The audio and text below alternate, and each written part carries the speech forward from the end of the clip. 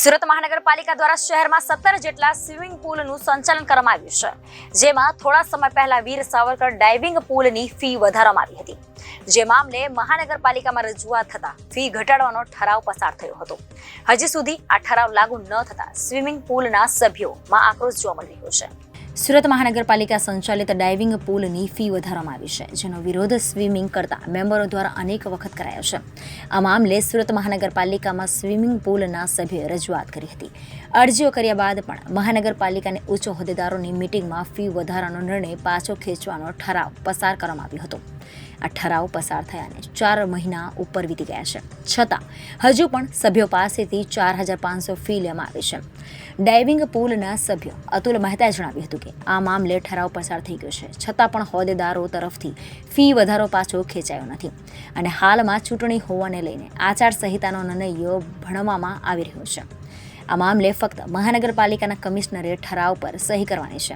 આ letter diving પુલ સુધી પહોંચાડવાનો છે, પરંતુ હજુ સુધી આ કામ થયું નથી, જેથી ફી વધારાને લઈને ઘણા બધા સ્વિમિંગ પુલના સભ્યો ઘટી ગયા છે. ફી વધારા બાદ સભ્યો ઘટી રહ્યા છે, ત્યારે તાત્કાલિક ધોરણે આ ફી વધારાનો ઠરાવ પાછો ખેંચાય છે, તે લાગુ કરવામાં આવે તેવી માંગ સ્વિમિંગ પુલના સભ્યોની છે. મારું નામ રાજેશ ગોડીવાલા છે.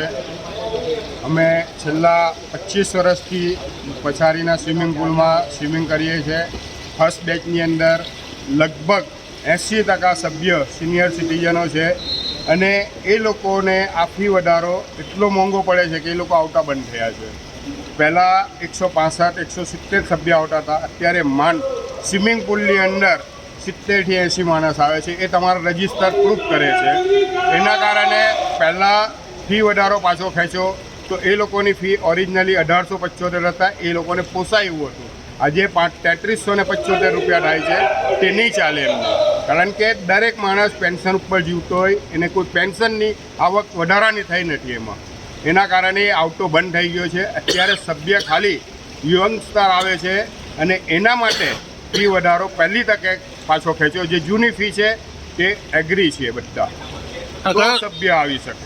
કયો સ્વિમિંગ પુલ છે? ડાઇવિંગ પુલ. આ ડાઇવિંગ પુલ છે વીર સાવરકર સ્વિમિંગ પુલ પછાડી છે. એ છેલ્લા 20 વર્ષથી એક્ટિવ છે અને સુરતનો સૌથી વ્યસ્ત સ્વિમિંગ પુલ આ જ છે વીર સાવરકર, અને એની સારામાં સારી આવક વીર સાવરકર આપે છે. કેટલા ટાઈમથી આ વધારો હતો?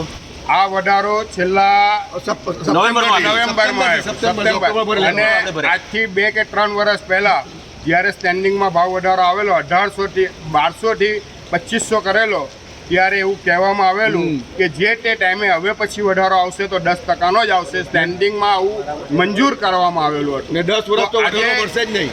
આજે 80% એક સાથે વધારો મૂક્યો છે આ લોકોએ, તો એ અમને માન્ય નથી. અમે એવું વિચારીએ છીએ ભાઈ 10% આપો તો અમે માન્ય ગણીએ છીએ. ઓકે.